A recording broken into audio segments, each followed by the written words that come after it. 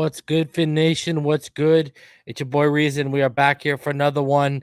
And today, the pads finally came on, the highly anticipated pads on day.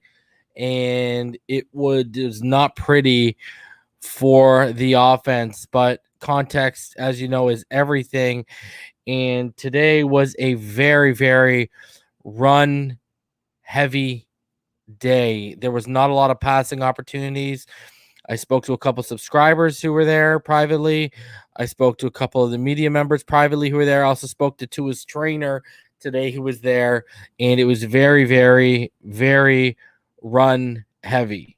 So everybody knows, don't put a lot of stock into day one with how the offense looked in terms of, with the O-line kind of getting dominated by the defensive line, the front seven today. You got to kind of let that one play out because I know a lot of people are panicking, and I get it. But the fact of the matter is we have a very imposing front seven right now. There's literally no doubt about that one. On top of that, the offensive line, because so many pieces has been moved around. A guy like Eichenberg's only been playing left guard since this past Saturday when the first open practice to the public was the first practice Liam Eichenberg was playing left guard. I mean, if you've been following along, we've been reading along, and OTAs, mini camp, and the first days of practice leading up to Saturday, Eichenberg had been at right tackle the entire time. His performance was inconsistent and uneven. That's why he was moved to left guard. Also because Solomon Kinley hasn't been there. I actually had a subscriber tell me today he was actually in front of Solomon Kinley, and Solomon Kinley was huffing and puffing when he came to the sideline today. So, hey, y'all know I wanted Tevin Jenkins. Tevin Jenkins was a first-round talent, and the only reason he was available in the second round was because of his interviewing. If people remember, again, I did this report a long time ago. The fact of the matter is Tevin Jenkins was one of the highest graded tackles on a lot of people's boards in the NFL, but his interviewing process didn't go well, and a lot of team questioned what his confidence was in terms of as a player and as a person. And now you've seen Tevin Jenkins has been moved to left tackle in Chicago. If you've been following along with the Bears, he's been absolutely doing phenomenal with the Bears, just like Penei Sewell had yet another phenomenal day for the Lions. So if they traded up just to take another guard, and we got to play this whole season with Jesse Davis at right tackle, as much as we know a guy like Omar Kelly loves that, you got to be a little bit worried. That's where it's at. So we're going to get into everything. We got a bunch of clips to go over. We'll get to that after we do the training camp review. We got the Palm Beach, the Sun Sentinel, and the Miami Herald's training camp notes we'll go over. We got a 6-pack of notes from Barry Jackson we'll go over. We got another article from the Palm Beach Post we're going to go over in regards to the defense's successful day today, being dominant. We'll go over all the training camp notes from Travis Wingfield. And then we're going to play the clips, and then I'll open it up to you guys. You already know what time it is. So we got a whole bunch of stuff to go over, a ton of stuff. So we're going to hop into that fairly quickly. And just so everyone knows, the offensive line today was Jesse Davis at right tackle, Robert Hunt at right guard, Michael Dieter at center, Liam Eichenberg at left guard, and Austin Jackson at left tackle. And it's getting worse for Matt Skura. Matt Skura today was working with the 3s. He wasn't even working with the 2s. So I don't know.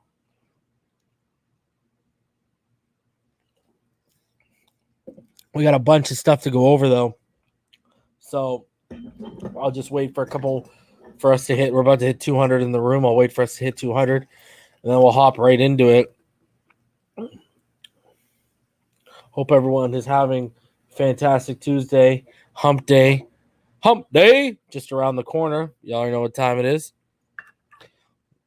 So let me get this. There you go. So yeah, got a ton to go over. Also, shout out to the homie Charles Edwards. I got it in the mail today. This custom license plate. Absolutely love it, man. Shout out to Charles. You can follow him on Twitter at UCMEChuck. You can get your own custom license plates. Can't wait to throw this in the whip when we come down to Florida. You already know what time it is, baby. So shout out to the homie Charles Edwards, man.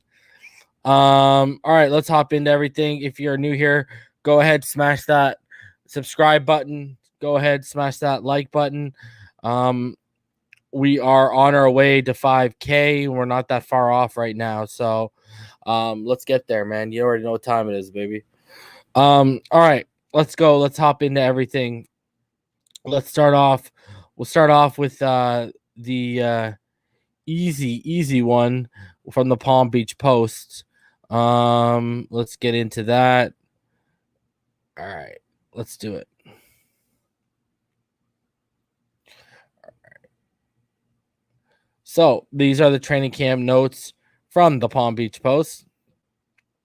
The Dolphins put on pads for the first time at training camp on Tuesday. That's real football to me, said Durham Smythe. This is kind of what I look forward to. Here's some things that they noticed at practice.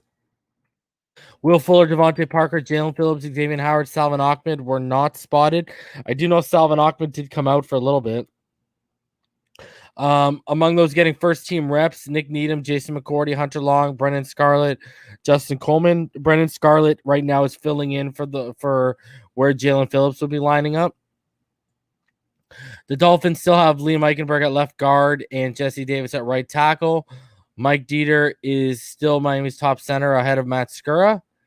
Christian Wilkins has been working often with the second team. Brian Flores recently said he's pushing some buttons with his defensive line. Jamal Perry dropped what should have been an interception from Jacoby Brissett. Andy Van Ginkel left practice field with a trainer and a slight limp. Emmanuel Ogbah and Jerome Baker forced a sack. It was actually a safety. Alan Hearns made a long catch down the sideline from Brissett. Christian Wilkins dropped Myles Gasket for loss in a goal line drill. Jacoby Brissett and Vince Beagle jawed on consecutive plays, which is kind of fun. The entire Dolphins D lined up on the goal line behind D in goal line drill with hitting. All right, let's keep it moving. Here is the report from the Miami Herald. So, the Miami Dolphins' first padded practice of the 2021 training camp just concluded, and this is what happened. At one point during Tuesday's practice, the Dolphins offense lined up in a formation with a fullback and a tailback and ran the football right up the gut multiple times in a row. It looked like something right out of a 1960s clip from NFL films. The approach was a clear sign the Dolphins want to and intend to improve their running game in 2021 because while many of the fans at most practice no doubt come to see passes in the air, this practice featured mostly running. Starting running back Myles Gaskin left, then right, and up the gut. Rookie Jared Dokes getting carries with both the first team and the backups. Quarterback Tagovailoa ran the ball for about 9 yards on an option toss, which he obviously kept. And finally, there were some play-action passing plays to set up the run. Here's a taste. 1st and 10 from the 1 coming out of the end zone. Right guard Robert Hunt jumps offside. 1st and 11 from the half-yard line. The ball was actually almost touching the goal line after the nose tackle Raekwon Davis moved it back while officials weren't looking. Myles Gaskin gained 1 yard. 2nd and 11. David pushed the ball back again after officials marked it. Tagovailoa connected with Durham Smythe for 9 yards after much of the defense bites up on play action. 3rd and 8, and the ball is placed on the 3-yard line. Tagovailoa in the end zone looks and looks for an open receiver and finds none. Unlike previous practice, this one didn't feature a lot of deep passes to outside receivers, particularly among the starters. Backup Jacoby Brissett did connect on a deep pass up the right sideline to Kirk Merritt, who beat Trill Williams. But throwing deep otherwise didn't seem to be the plan. It was mostly about running the ball. The most impressive run of the day, however, was called back by a holding call. Gaskin got into a hole created by starter Michael Dieter and starting left guard Liam Eichenberg and scooted right up the gut for about 25 yards. The fans clearly appreciated the play and cheered, but the penalty is something the offense will have to clean up. About that offense, the starting offensive line Tuesday was Jesse Davis at right tackle, Robert Hunt at right guard, Dieter at center, Liam Eichenberg at left guard, Austin Jackson at left tackle. The Dolphins answered with this starting defensive line: Emmanuel Ogbah at defensive end, nose tackle Raekwon Davis, and Zach Seiler at defensive tackle. It's fair to say the defense is ahead of the offense at this point, especially in the run game. It should be noted that newcomer inside linebacker Bernard McKinney, who struggled in coverage early in camp, looks much, much better against the run. He plugs holes quickly and gets to the ball carrier. He had what would have been a tackle for a loss during run drills on Tuesday. Xavier Howard missed practice but was seen on the field viewing the work. So the Dolphins worked Nick Needham in with the defensive starters. It's not the first time Howard misses a practice. It's not the first time Needham works with the starters. But the question I have is, where's Noah Igbinoghene? Well, on Tuesday, Igbinoghene was working with the second unit, and he's done that a couple of days with Howard out during this camp. I told y'all it'd be Needham. And here's the perspective. This makes Igbinoghene a third-team player until he passes Needham. Needham for multiple days has been the first cornerback off the bench. Igbinoghene, a first-round pick last season, is a backup to the backup on many days so far. This says Igbinoghene has work to do to gain the confidence of coaches and move past Needham on a consistent basis. It must be noted Needham is not exactly a grizzled veteran. He's only his third season, while Igbinoghene is in his second. The Dolphins expect their second-year players to take a leap this season. Igbinoghene has work to do on that front. Another 2020 pick who seems up and down is guard Solomon Kinley. Kinley worked with the starting offensive line at left guard in the first 3 days of training camp, and since then has been replaced by rookie Liam Eichenberg. Right? Liam Eichenberg didn't hit left guard till the first open practice. On Tuesday, Kinley worked with the third string line at times again. I told you, a subscriber inboxed me. He said he was in front of Kinley. Kinley was huffing, puffing, out of breath. Yes, it's only 1 day of practice, but it doesn't suggest Kinley is going in the right direction. Christian Wilkins is clearly a fan favorite, and that's obvious when he's often among the first players on the field and gets a nice ovation from the crowd. But he's competing for playing time, and right now Zach Seiler is ahead of him because Seiler has worked with the starters a majority of the time. It's fair to understand the Dolphins will shuttle players in and out along the defensive line in an effort to keep everyone fresh, and Wilkins will doubtless be a part of that. But to be a greater part of that, the club has asked him to do more. The expectation remains high for Wilkins, and he hasn't always met it, although he has the potential. One play in which he met that potential Tuesday was a goal line situation from the 1 yard line in which Wilkins shot the gap and tackled Gaskin at the line of scrimmage for no gain. Devontae Parker, Jalen Phillips, and Xavier Howard did not practice. Salvin Ahmed worked out but wore a red no contact jersey to avoid being hit. And Jared Dokes got to work with the starters as well as the backups. All right. Now, continuing on, let's get into what the Sun Sentinel had to say.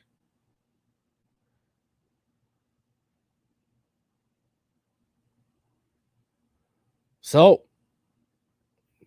Matt Skura started 51 of the 54 games he's played in the NFL the past 4 seasons, but the center of the Miami Dolphins signed this offseason seemingly has an uphill battle to gain a prominent role on the team.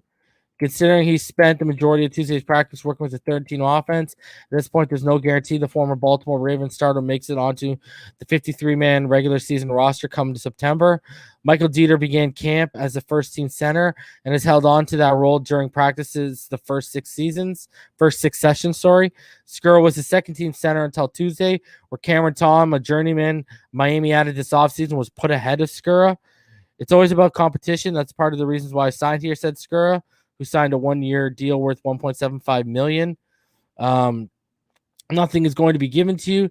Even when I had started a bunch in Baltimore, every season you wipe the slate clean and earn your keep.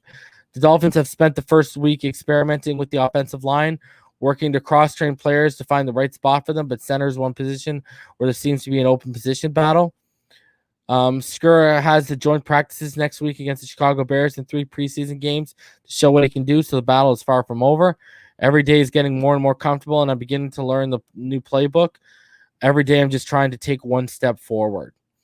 Jordan Scarlett, the former St. Thomas and University School standout, had the play of practice on Tuesday during a Miami's 11-11 goal work line when he got hit in the backfield by linebacker Calvin Munson on a run play, stood his ground, and then pushed forward to score the 2-yard touchdown. While the offense had been getting pushed around all day in practice, Scarlett's touchdown run and a 2-yard Carson Meyer touchdown catch from backup quarterback Jacoby Brissett was worthy of respect. Tagovailoa held onto the ball far too long during practice, throwing it to his outlet target at the last minute. Tagovailoa has become more committed to throwing the football away when there's nothing there to be had. There's balancing act between holding onto the ball long enough to make a play and holding on too long, putting your team in a bad spot. An example of holding onto the ball too long occurred late in practice when defensive end Emmanuel Ogbah delivered a would-be sack and safety in the end zone against the young quarterback. Matt Collins spent his third day with the starting offense, which indicates that the special team standout is in the driver's seat when it comes to securing the 6th receiver spot on the 53-man roster. Receiver Kirk Merritt roasted Trill Williams on a deep pass from backup quarterback Reed Sinnett, who delivered the best throw of the day. Merritt has seemingly become Sinnett's favorite target on the third-team offense. Wide receiver Allen Hurns caught a 32-yard reception from Brissett that was all air. Defensive lineman Zach Silas spent most of practice with the first-team defense, while former first-round pick Christian Wilkins worked with the second team. Cornerback Nick Needham has seemingly overtaken Noah Benogany for the starting spot on the boundary opposite Byron Jones, while Xavier Howard continues to sit out practice with a team that's labeled as an ankle injury. The first padded practice turned into a showcase for stock up. The first padded practice turned into a showcase for Bernard McKinney, whose run-stuffing prowess was the motivation behind the trade that sent defensive lineman Shaq Lawson to Houston in the spring. McKinney was feasting on tailbacks during Miami's run-oriented practice, which featured some intense sessions during goal line work. McKinney was consistently the first point of contact on many of Tuesday's run plays. Stock down, Jamal Perry, who has spent the previous 2 seasons at the backup at nickel cornerback and free safety, dropped 2 interceptions during practice. The first one was a pass from Brissett that was thrown right to him. And the second was a pass tipped in the air that would have put his team in scoring territory. Opportunities like those change the trajectory of a game, don't come around often, and they need to be seized. The quote of the day, I'm not going to talk trash right this second, but we definitely took it to them, said defensive lineman Adam Butler about the defense's overall performance on the first day of pad. So even Adam Butler realizing that they went out there and they gave the offense the work today. So, I mean, we all expected the defense to come out and have a strong first day. The thing is, though, I don't think a lot of us expected to be that dominant right out of the gate against the run. But at the same time, people have to realize this is a very good thing in the sense of this. For us to beat a team like the New England Patriots, we are going to have to be very stout against the run. If we are not, they are going to give us some serious issues. So it's good to see that from, especially with all the additions, it's one thing that we look good on paper, right? It's another thing to see it actually being successfully applied right now to the practice field. And, a lot of people are really worried about the offensive line right now with how they showed out. I think it's a combination of both. I think it's I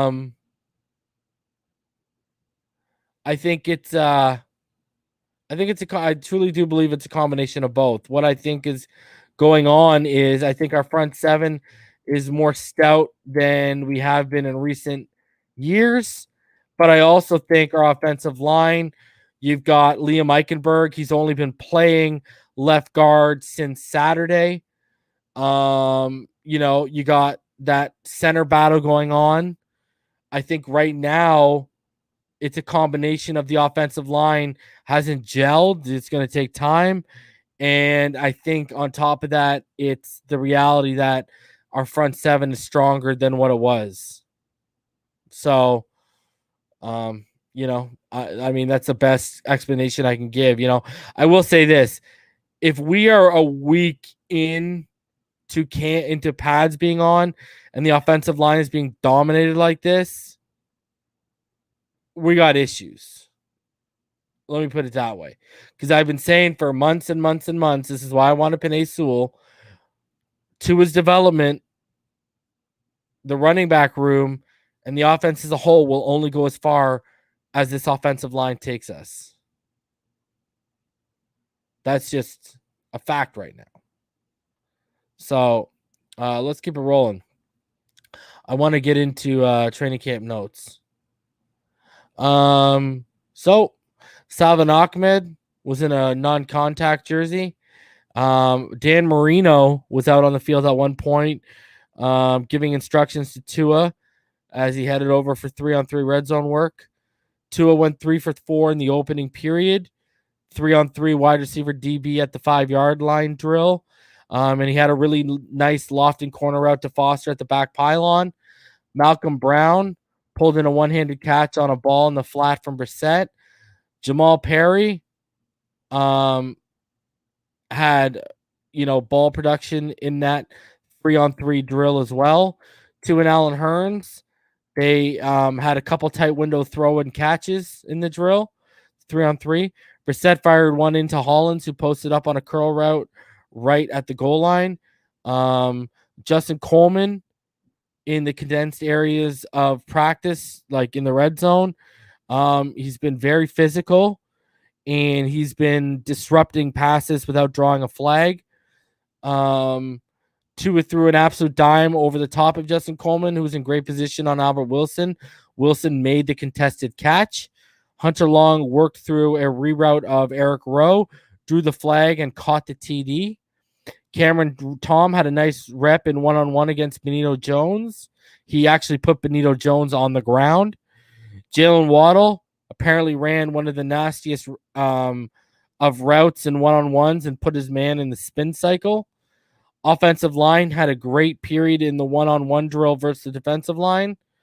First play of team scrimmage, Bernardo McKinney flew in for a hit on the running back in the backfield. Malcolm Brown then ripped through the line for a big gain, but a flag was out for holding.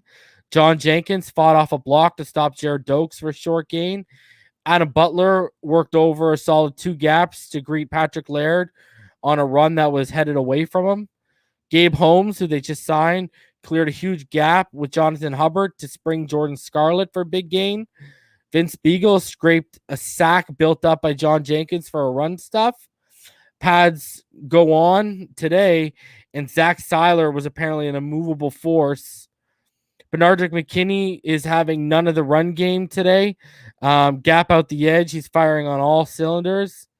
John Jenkins was apparently thwarting the run game consistently today as well. Jakeem got a lot of oohs and ahs from the crowd with a slick juke move on a 2-on-1 tackling drill. Waddle then got oohs and ahs and had a nice juke move only a couple reps later. Back to teamwork. McKinney flashed in the backfield again. Big part of a strong showing from the defensive front in the run game install period. Dolphins front got some push to give Gaskin a lane. Robert Hunt was engaged at the second level and doing his part. Jared Dokes had a nice decisive run that saw him get through the front line before lowering the boom in the second level. Adam Butler exploded through the line and leveled the back for a loss of 3. Myles Gaskin showed some good balance, but he did have some fumbles today, apparently. I think he had 2 fumbles. Tua swung it out to Waddle near the line of scrimmage, who made a move and takes off before another move for 15 yards or so down the field. Brennan Scarlett has been doing a lot of work all week, and now that the pads are on, he was forcing outside runs to either bubble or bend back to the teeth of the defense. So, I mean, hey, good stuff. Jerome Baker got in for a hit on the running back at the line of scrimmage. Tua took a quarterback sweep and won a foot race for the edge for a nice gain of about 9 yards. Zach Seiler, working down the line, fighting off his block, and just doing a great job. McKinney and Needham team up for a big shot on the running back for a tackle for loss. Kinley climbed to the second level for a punishing block on a linebacker. Robert Jones had a nice combo block in a rep in the 11-11 period. Sam McGuiveen shot the A gap for a huge tackle for loss. Gaskin got outside on a nice run with Austin Jackson clearing the lane. Eric Rowe just absolutely fought off a block from a tight end and then stuck his face right into the chest of Gaskin at the line of scrimmage. Crevon LeBlanc had a pass breakup on Brissett. Ball popped up in the air, and Jamal Perry missed out, didn't come down with it, but he should have. So he ended up doing his push-ups. Remember, this defense, if they miss a should-be turnover, the secondary, they do push-ups, right, to punish themselves. Lining up for a team period starting at the 1. Seiler gets pushed and nearly makes a tackle for a safety. Good work by Gaskin to keep it out of the end zone. Tua finds Smythe in the flat for a gain of 9. Baker closed in to usher Smythe out of bounds. Agba gets around the outside for a safety. Scarlett came in too. Brissett tries to jam one into covered. Ball deflects to Jamal Perry, who makes a diving interception, but the refs ruled it incomplete. And apparently it would have gone to review. It was that close. Alan Hearns went up on a 50-50 ball for a nice catch of 30 yards from Jacoby Brissett. Sinnott fired a slant to Loxley for a gain of 10, working from the 2-yard line. Kirk Merritt got behind Trill Williams by a solid 3 yards. Sinnott loft one and Merritt makes a diving catch for 35-yard gain. And the offense came over to celebrate with Kirk, and the fans went wild. Some goal line work. Christian Wilkins fires in for a tackle for loss on Gaskin.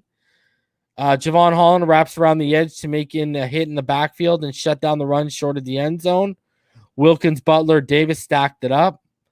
Brandon Jones and Clayton Fledgland team up this time for the run stuff. Raekwon Davis took on a double team to stack it up. Brissett dialed up play action, and Carson Meyer is all alone in the back of the end zone. And at this point, the update says there's been almost no passing today. That was for a touchdown. Jordan Scarlett takes a hit from Calvin Munson head on, absorbs it, fights through it to get across for the 6. A great effort.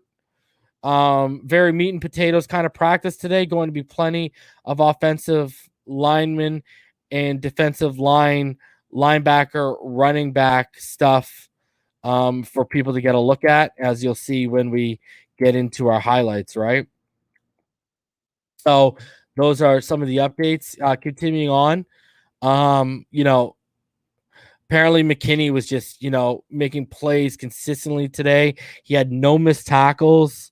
He was just flowing to the ball, making good decisions. He was taking good pursuit angles. And apparently reading off of Raekwon Davis was absolutely a godsend for him today. Christian Wilkins and Zach Seiler really helped open it up for McKinney as well. And apparently McKinney was the MVP of today. Nick Needham was again fantastic. So, if Xavier Howard returns, the secondary is clearly going to be very, very deep. Liam Eichenberg kind of had a welcome to the NFL moment with Zach Seiler today. Early one-on-one rep where Seiler blasted past Eichenberg and used a swim move to leave Eichenberg defeated soundly on a very noticeable rep. So I'm just saying, Solomon McKinley obviously was on third team duty. Matt Skura was the second team center. Larnell Coleman was in full uniform today, and he was solid in pass pro with the second team. And he had a couple decent double teams with Hunter Long. Durham Smythe was apparently really, really good today, even though the offensive line got owned. His doubles and combos with Austin Jackson, Jesse Davis were very effective today. The problem was the backs couldn't get to the landmarks to make decisions off his tackles, off of the blocks he was leading with. Smythe was the clear-cut standout today as a blocker when it came to the tight end room. The offense just took a beating on the goal line run, so it wasn't really Miles Gaskin's fault when we got to that part of the field. So, and from what's being said is Malcolm Brown is the leader in the running back room for goal line situations. Apparently they used Carl Tucker, Derval Queres, Nato, Solomon Kinley as lead blockers and fullbacks. And Nato apparently had a really good feel for it. If you remember, he's the Brazilian. He's the exception player we have. The offense was completely dominated at the goal line, save for a couple, second team play action and a tour run. This was a run-heavy day in goal line 2-3 personnel packages.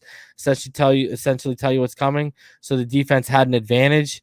But apparently they laid a really, really big beating on the offensive line today. So, the 12-man and 13-man packages, they were kind of showing their hand that they were running a lot today. So there you go.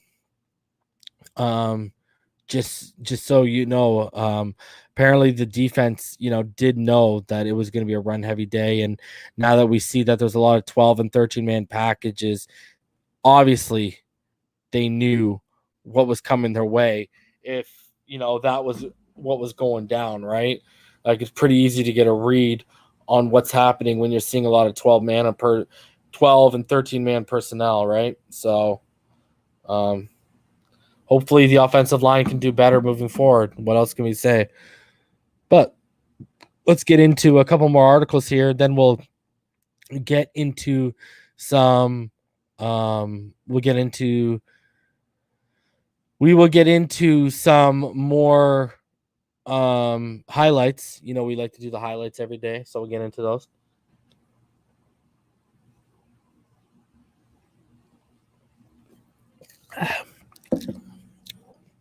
So let's do it. So let's start off with the Palm Beach Post. The defense takes it up a notch with the first day of pads. Butler was stout, so was Christian Wilkins, the former first rounder who has been running regularly with Miami's second team. But it was McKinney, a thumper and enforcer, who fired up teammates with his violent approach in the trenches. McKinney lived up to his reputation. B-Mac on the goal line. Miami linebacker Jerome Baker said with the grid, he was bringing it. McKinney missed the final 12 games of the season last season due to shoulder surgery. And so Tuesday was a big day for him personally. For me to be able to go out there and tackle and be physical and be the guy that I am and have no worries meant a lot to me. It was a great relief, said McKinney. Time will tell if Miami's offensive line gels and lives up to an expectation of improvement. Time will tell if Miami running backs. Let me go back there. Hold on. Sorry. Time will tell if Miami's running backs will break more tackles and gain more of the tough yards in 2021.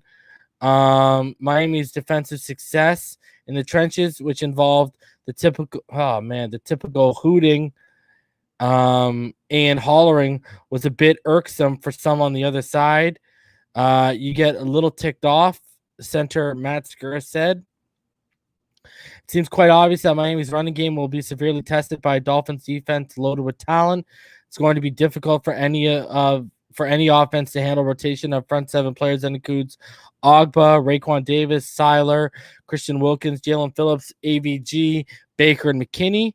I'm always going to have to give a check to the defense, McKinney said when asked to assess who won the day. Dolphins offense had mostly shined through 5 practices, and so frankly, it was time for a bit of payback, and it was also fun to watch the spirited trench battles. You can really play ball, and you can just let it loose and really show what you got, Baker said. I just love the energy. We were hype. Butler is an intriguing talent. He is strong enough to hold up against the run, but he's quick enough to cause penetration issues from any opposing interior lineman. Butler says practicing with the pads is a totally different experience. That was like preschool, Butler said, of prior practices. This is when it really kicks up. And remember, Butler also basically implied that they handed the offensive line their ass today too. So Butler out here feeling himself. It's just, hey, it's good to see that the front seven looks like it's going to be able to stop the run. And if that front seven can stop the run, man, then we are in for something special, man. And we are going to be hard for the New England Patriots offensive line and offense as a total to handle if we could stop that run, right? All right. So here's some nuggets from Barry Jackson. Here's something encouraging. The Miami Dolphins front seven newcomers have made a mark during the first week of training camp, and that's important because multiple front seven players weren't retained from last season. Van Noy, Lawson, Godshaw. Bernard McKinney starting every day of camp alongside Jerome Baker at inside linebacker. Made a stop on Myles Gaskin on a goal line run on Tuesday, with Christian Wilkins also helping. Brendan Scarlett had 2 sacks on Monday, stuffed Jared Dokes on a goal line play on Tuesday, is working as a first-team edge player ahead of Vince Beagle because rookie first-rounder Jalen Phillips is missing time with a lower body injury.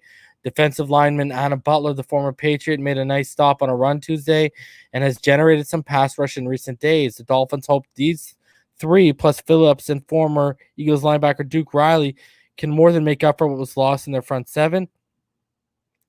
I love having him, Baker said of McKinney. He's a big dude and he communicates. McKinney has struggled in pass coverage, but been a big asset against the run early in camp. As for Scarlett, who has 5.5 sacks in 5 seasons with Houston, McKinney said his former Texans teammate is very, very strong, fundamentally sound, and very physical. Also, really, really smart. Scarlett, who attended Stanford, has a master's degree in management science engineering, opened a real estate company in 2017, launched a charitable foundation, and recently started a creative agency. I'm an entrepreneur at heart, an idea man, he said, adding he hopes to lead companies someday. Scarlett is close with former Dolphins standout Ndamukong Suh. They trade regularly together in Oregon. He's been a big brother, Scarlett said. True success doesn't come without structure, and I learned that from him. Butler, who had 15 sacks in 4 years with the Patriots, has been working on the second-team line with either Siler or Wilkins and John Jenkins or Jason Strowbridge, but he did start on Tuesday. Siler started on Tuesday, sorry. We have a lot of potential, Butler said. If you think you've arrived, you're in for a rude awakening. Time is about working on technique. Dolphins practiced for the first time in pads on Tuesday. Butler said everything preceding that was like going to preschool. Center, this and that. Center Matt Skura, who started 51 games at center for Baltimore over the past 4 years, expressed no frustration or disappointment about playing with the second and third team during the first 6 practices of camp. Michael Dieter has been the starting center every day, and Cameron Tom got some second team work on Tuesday. It's always about competition, Skura said. That's one of the reasons why I signed here. Nothing is going to be given to you, even when I've started in a bunch of Baltimore. Like every season, you wipe the slate clean. You got to earn your keep. Pretty much since January, almost every day in terms of fixing the snap problems. I'm trying to get snaps just because, it was an issue last year. I felt like going into camp, I've definitely been able to turn that corner, and now I can focus on playing football and having fun. It's definitely been something I've been working on and something that I just want to continue to be consistent with. Xavier Howard, Parker, Fuller, Phillips, Landon Roberts, and Williams all missed practice. All watched at least part of practice except Williams, who's on the COVID list. Andrew Van Ginkel left practice with a slight limp. Running back Salvon Ahmed wore a red non-contact jersey. The defense got the better of the offense in goal line drills on Tuesday before the offense rallied late. The defense was stout thanks to the aforementioned stops by Butler and Wilkins and Scarlett. Then Jacoby Brissett from inside the 2-yard line hit tight end Carson Meyer for a touchdown, and Jordan Scarlett then ran for short touchdown past the outstretched arms of Calvin Munson. Zach Siler started ahead of Christian Wilkins for the second time in 3 days. Nick Needham started ahead of Noah Benogany in Howard's cornerback spot. Liam Eichenberg continues to play left guard after spending the offseason program at right tackle, with Jesse Davis at right tackle for the 3rd practice in a row. There wasn't much deep passing as previous practices. 2 highlights: Brissett completing a 33-yarder to Allen Hurns, and Reed Sinnett with a deep completion to Kirk Merritt, which remember was about 35 yards. Former University of Miami and Patriots star Vince Wilfork was a guest at practice. In July 2019, Dolphins left tackle Austin Jackson was a matching bone marrow donor for his sister, Autumn, who has diamond black fan anemia. He helped save her life and is now helping Be the Match encourage more individuals to join the registry, including an opportunity at Wednesday's Dolphins practice. So there you go. Austin Jackson doing some good things for the community, man. All right. Now, let's get into some of the highlight clips for today's practice. Because I think I've got about eight to go over, I want to say. Let me just double check and make sure there's nothing that I missed. I think we got about 8 highlights to go over here. So we'll go over those. And then after I go over them, we'll open it up to you guys. Mitchell, Kinley didn't come in overweight. He said yesterday in an interview that he came in at the weight they asked him to. So take that for what it's worth.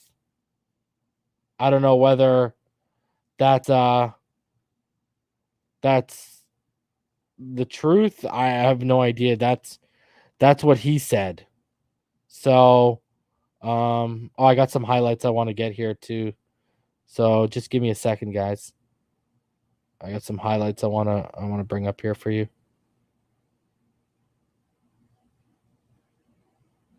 All right. I got some extra highlights. All right. Give me 1 second. Let me get these. So we're going to have a ton of highlights today. Let me make sure I get these for you guys, okay? Give me 1 second, guys. I just want to make sure I got these. They just came out. That's why.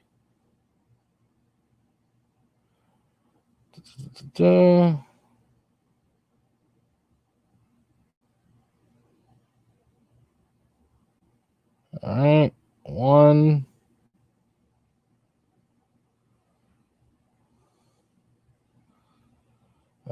More. Let's see. Video. I'm just downloading them. I got 3 more to add. So we got about 11. I want to say about 11 highlights to go over today.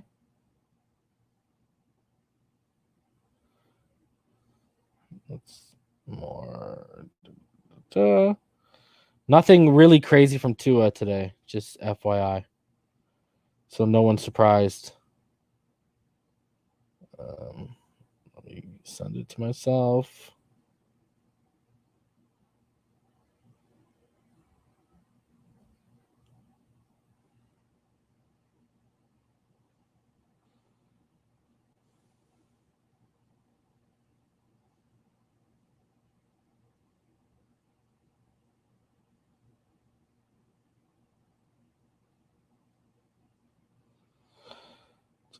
All right. Now I got to download these to my computer. Boom. All right, let's do this. So yeah, we got a ton of highlights then for today. No surprise, a lot of them are defensive, so don't be shocked is all I'm going to say when there are a ton of defensive highlights.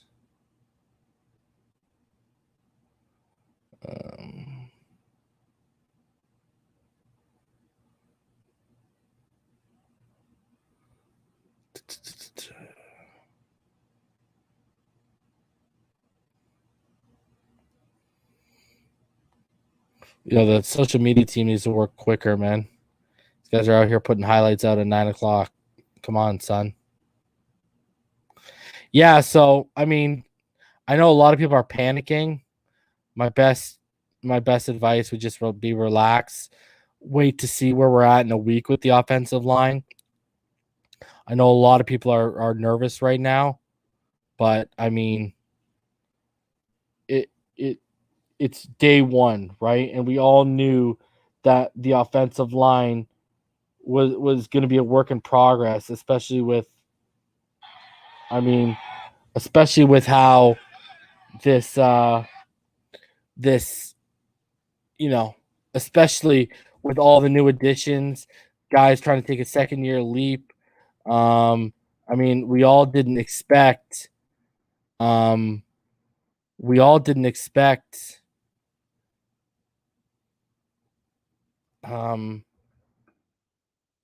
McKinley to be in the position that he's in right now.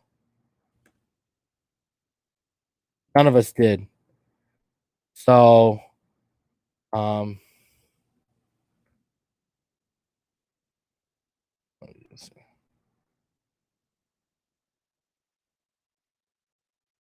just want to make sure here who I know. All right. So,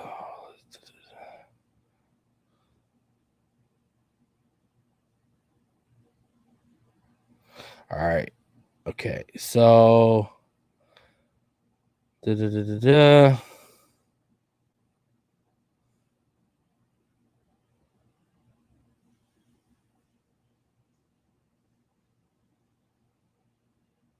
right.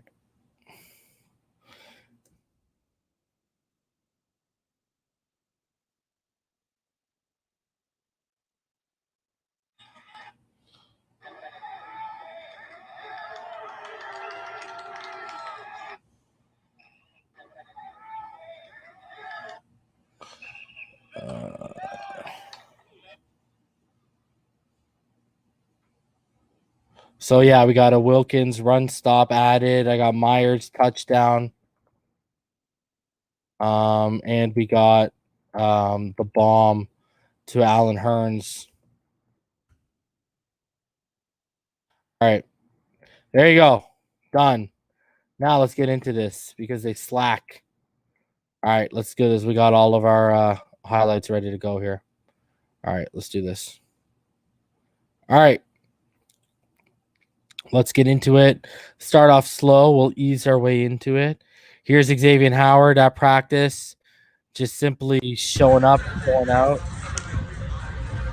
Xavier Howard arrived. He was out there today being as professional as he can be with the ankle injury and everything he got going on right now. So Xavier Howard showing up. At least he's there. Hey, you heard it here first about the ankle injury, and then he went down with the ankle injury. So you tell me what's up, baby.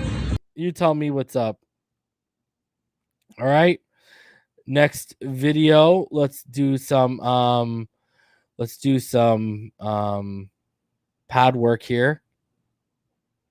So here's Bernardrick McKinney and Jerome Baker working some of the tackling the sleds on the first day of practice with pads.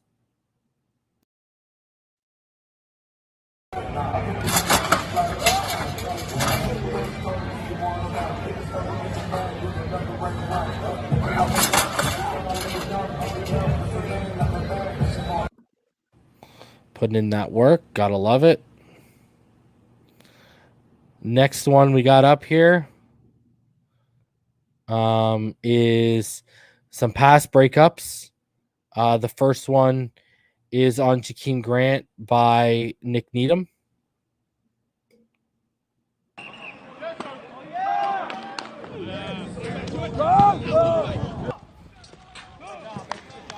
The defense was all over it today.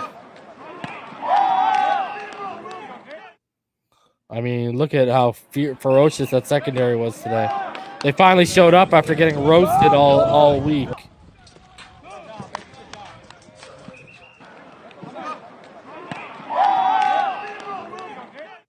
Big play by Needham in the end there. He didn't even turn his back. He didn't even turn his head. Just played Grant's eyes and made the pass break up. Good play on that very last one in those highlights. All right, let's keep it rolling. Here is Matt Collins.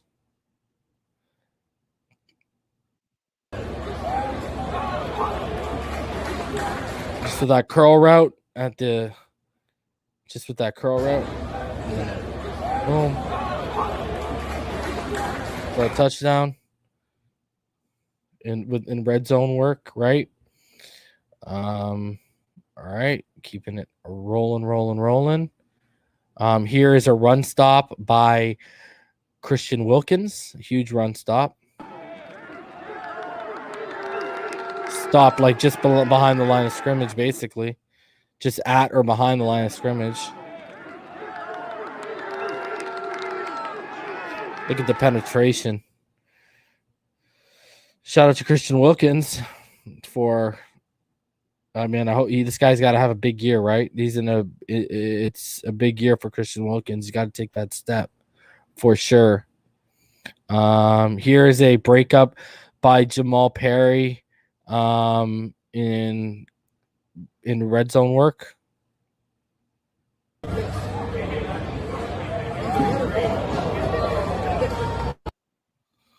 One more time. You saw the other angle of it in that little highlight package. I believe it's on Durham Smythe.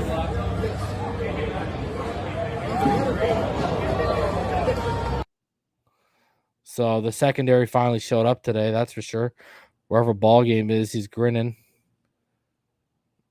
Here is Myles Gaskin with a little bit of a run, handed off by Tua.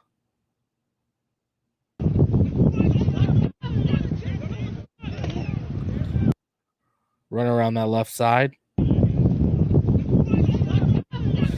McKinney, do you see Bernard McKinney was in the backfield already, chasing him down? Watch. Look right there. Even on successful run plays, Bernard McKinney was getting back there. Man, I wish they didn't lop 2 years off his deal. Here is Brissett to Meyer for a touchdown.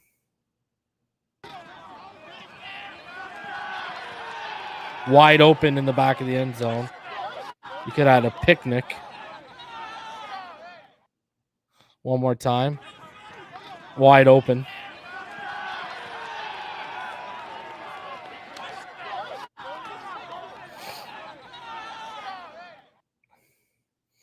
Could have had a picnic back there. Damn. All right. Let's we got a couple more to play here for y'all. Here is Jason McCourty with a big pass breakup. Just not having it. Good play by Jason McCourty.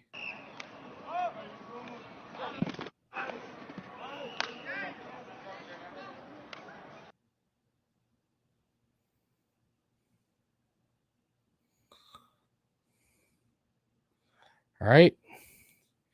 Keeping it rolling. Here is a little 1-minute clip of some highlights from today. Man, like usual, swear they passed us, they doing too much. Haven't done my taxes, I'm too turned. For a dunk like an athlete. Oh, big drip, what you call it? Big drip, big drip. I try and build water. You got the cap, can't afford it. Muting that so I don't get copyrighted.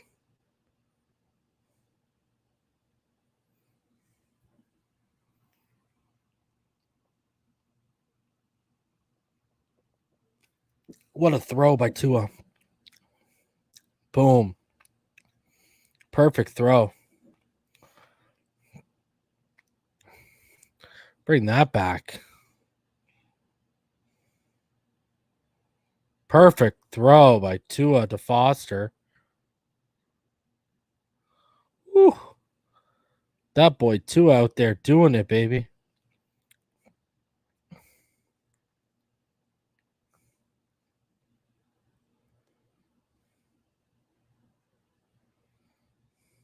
There's Dan Marino.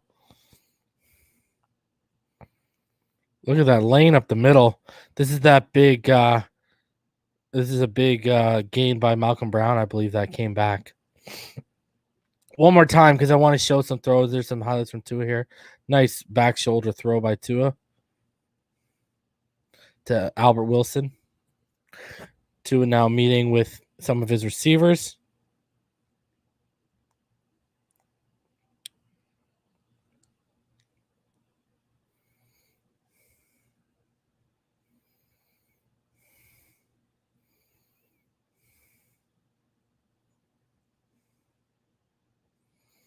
Nice throw to Robert Foster right there. Was that Malcolm Perry? I think that was Malcolm Perry there on that one.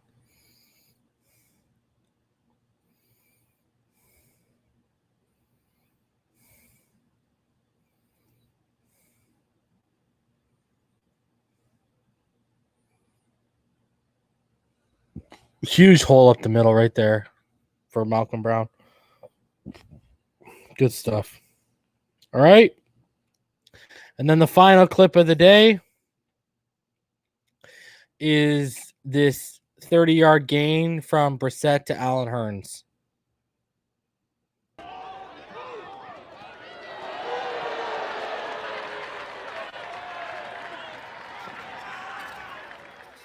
Show it one more time for you.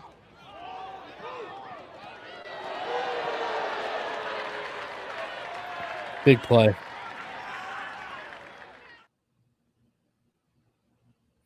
So the thing is, we were running the ball. This was a run-heavy, run-install practice. This wasn't about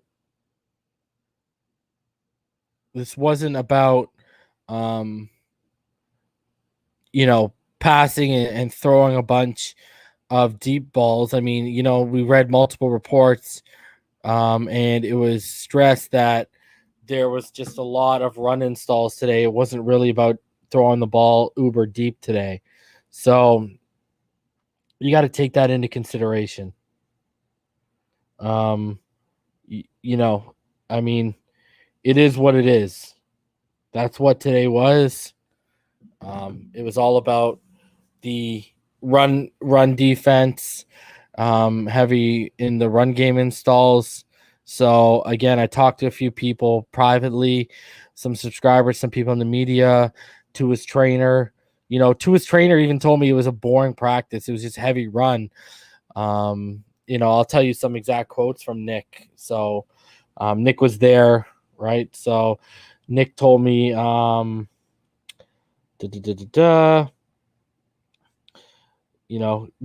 fumbled on the very first play of practice when they went 11-11. Tua barely threw in 11-11s, but he threw dimes and one-on-ones. He said he didn't see Jacoby Brissett complete a football in one-on-one. So take that. He said the defense just looked excited to hit, and that kind of jives with what one of my subscribers told me. One of my subscribers told me they just looked far more excited and far more locked in than what we did. So, but he said, it was a boring practice. It wasn't very much. And he said, bright side, the defense actually finally showed up today. So, especially the secondary. It's about time the secondary showed up. You know what I mean? What up, Martin? It's good, Reason. What's up, buddy? What up, Florida Born? What up, Logan? How you guys doing? Good. How are you, man? What's up, fellas? What's up? Chilling. Man, I was glad to see McKinney step up. Oh, yeah. Well, we knew he would when it was, especially again in run defense, right? So, we kind of knew he wasn't, the most trusted coverage specialist. And we're seeing that, right? But look at today. Today just sounds like he was shooting gaps, anticipating well, taking very good angles, and he was basically your MVP. Him, Butler, and Jenkins, from the sounds of it, were like the big three today. I love that. Man. I love that, man. Yeah, I'm glad our front seven's looking a little bit better. Yes, for sure. Yeah, we got to stop the run, bro, especially week one. Mm-hmm. If our run defense comes out and plays lights out, oh man, that's a tone setter. This year. Mm-hmm. The NFL's in trouble. That's why they need to get this X thing fixed, bro. Because woo. Yeah, you're talking about. My whole thing is like, I wish I didn't have to look after my 7-month-old so I could be down there and I could tell you guys whether it's a combination of our run defense, our front seven is so good and the offensive line is struggling, or whether it's one and the other. You know what I mean? Right. Reason I could see it being both, because some of the players we brought in just have a history of playing good run defense. No, that's what I said to Yim today. I said the scary thing that people got to realize here is Robert Hunt, Liam Eichenberg, and Saul McKinley, their strength, even Dieter as a guard, their strength is run sets, run blocking. Mm-hmm. And the run game's getting shut down. Bro, I saw Pyro on Twitter saying, "Oh, I wish we got Najee," but it sounds like Najee wouldn't have helped today, bro. He wouldn't have. He wouldn't. Barry Sanders wouldn't have helped. It's crazy that Skura is on team 3, man. I didn't see that. Yeah, team 2, team 3. Yeah. I mean, that's more of a shout out to Michael Dieter for putting in work, man. Is it though? I hope so. You better hope it is, because if it ain't, Hey, I mean, playing that bad, then Reason. You see Kirk Merritt getting moved up and possibly making the squad with the plays he's making. Well, yeah, I talked about that. He got moved up a couple of days ago in practice. I talked about that on here. But I'm saying I don't know if he makes it though. I don't think they're gonna let him go though. Like they'll get him on the practice squad. Yeah, but that's gonna be hard to do because there's teams out there who will pick him up in a heartbeat. Yeah. I mean, yeah, it's true. I mean, they should just let go of Williams, man. I went back and watching some all-22 of him at Arkansas State. He was a pretty damn pretty damn good punt returner, kick returner there too. Oh wow, man! He can stop on a dime and shift and move at full speed too. Yeah, and he's jacked. Like the guy's fucking monster, bro. I hope he can make the squad somehow. Dude, he's the only guy on the third team making plays. And the second team now. Well, he didn't play on the second team today. Oh, he didn't? Oh, he didn't? No, he's on the third. No, he's on the third team today. Has Dokes? Have you heard anything about Dokes? Yeah, he had a couple runs today. Okay. But I think he scored on goal line or something like that. I don't think I think that was Scarlett. Dokes didn't score today. Dokes didn't score. Okay. Scarlett had that 2-yard push after getting hit, and he just by Munson, yeah. I don't know, man. I think I've said from the beginning. I think Scarlett makes the team, so it might not be good for Dokes. Well, it all depends on Salvin Ahmed's health. Yeah, it might not be good for Ahmed. But in all fairness, Ahmed's been flashing the most out of the running backs. True. Yeah, but that's what sucks. But see, he made that big play.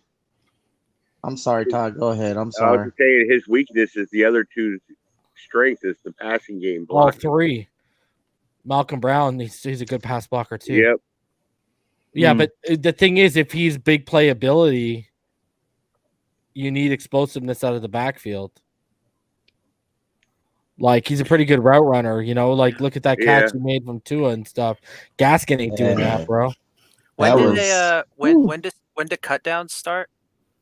Trim down the roster. Is it after the third preseason game, right? I'm gonna get. Well, you can make them anytime you want, but I'm gonna guess after the third preseason game is when the majority of them will come. Yeah. When they have to start trimming down. I mean. Yeah. After the third preseason game. Yeah. So we'll see how it goes. I don't know, man. Yeah. We'll see how it all plays out. It all depends on how many receivers. If they carry 8 receivers, Merritt makes the team. If they carry 7, I don't know. I guess the first cut downs happen August 17th to 85. There you go. That's 4 days after the first preseason game. Yeah. But that's only like 5 spots, right? That's only like 5 guys. To 85, five spots. And then 80 on the 24th, and then the 31st is 53. There you go. So what? After there's a cut down after each game, then, right? Mm-hmm. Yeah. There you go. Florida Bigfoot says reason the Dolphins can keep Kirk Merritt on one of those practice squad spots that teams can't hold him. I believe it's 3 spots with these new rules. Oh, okay. He would just have to clear. Yeah, because you could protect. Remember last year we kept protecting Chris Myrick? Yeah. They have I don't know why. I know, eh? Yeah, so they'll have to get to the practice squad first before they can do that. He might make it on the first game, right? Because Fuller's out. I'd let go of Preston if it means keeping Kirk. I mean, I agree.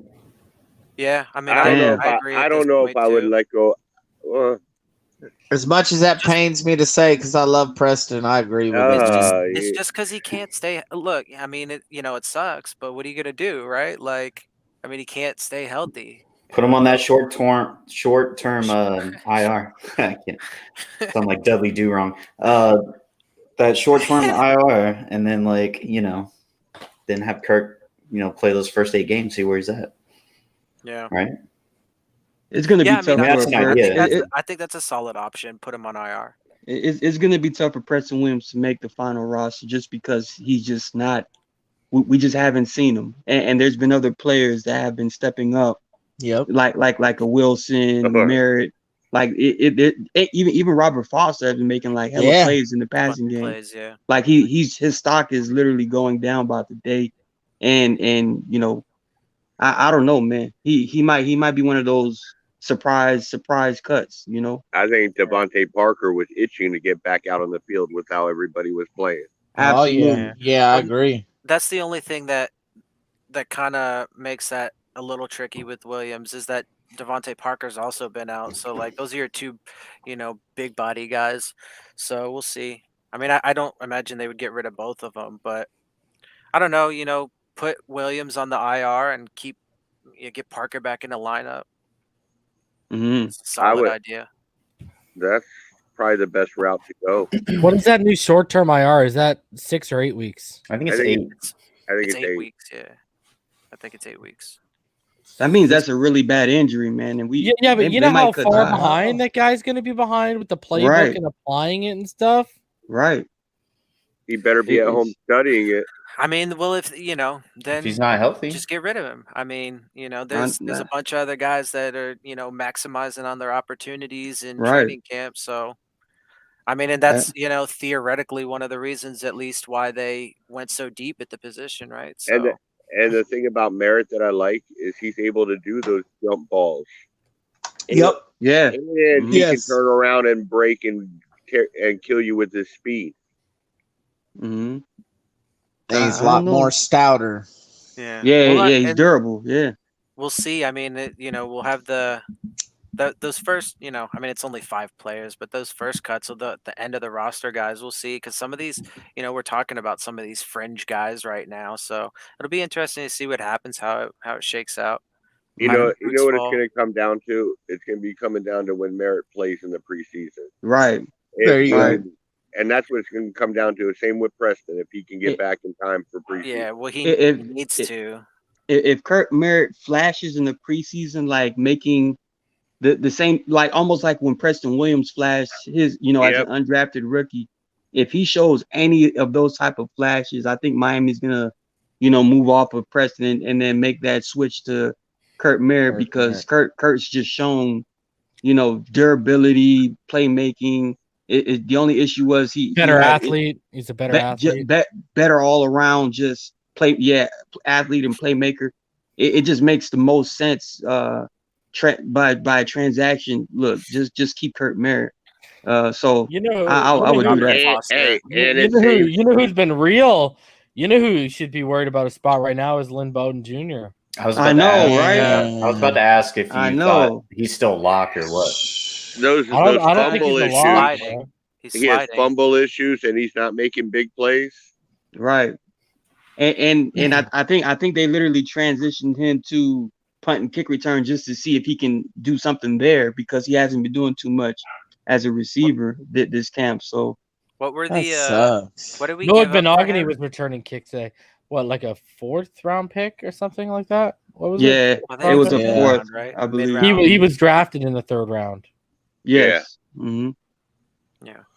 So, but Kinley has surprised me, bro. Like I know, I'm stunned that he's not starting, bro. Yeah. I felt like he was the better one out of the 3 last year. Sean, it don't matter. It don't matter if Bowden's on a rookie contract. If you ain't performing, you're out the door, bud. That's true. Hey, see if New Orleans wants Bowden. They seem to like those quarterbacks turned receiver. Yeah, that's Pittsburgh, to be honest. Saul McKinley. The weird thing about Saul McKinley though is he came in the weight they asked him to. He passed their conditioning test, but now I'm hearing he's out on the field huffing and puffing like the big bad wolf ready to blow a house down. So to start blowing down. Who is his agent? Because the agent's job is to literally put your player in the best situation. Kinley is supposed to be on the treadmill at 5 a.m. and on a treadmill at 5 p.m. every single day to ensure that he's never huffing and puffing on a professional field, bro. And with the way he likes swimming, get in there and do them laps. Something.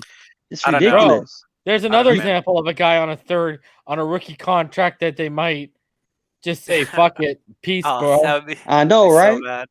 Man, That's yeah, I bad, don't know. man. But look, I keep saying it, right? Like, I don't get my emotions really involved or invested until the start of the season. But I have my concerns over that offensive line. We'll see. I Absolutely. mean, that was one of their draft picks. You hope he can turn it around and not get cut. That would that would be bad. Hey, Yo, I will say considering how this. much he swims, you think his endurance and Yeah. Yeah. everything would be, because swimming is very like Yeah. for working out and getting in shape. Swimming is like Core up there. strength. I mean, Yeah. like, Hey, do we think his heart's in it or what? I mean, is it like, does I he? just hope he's not hanging around his homeboy Isaiah, man, because that'll be Isaiah Wilson. that'll make the most sense. Like, why is he out of shape? Why is he not playing the way we hope he was supposed to be playing? Philip asks, is Penei Sewell the draft mistake?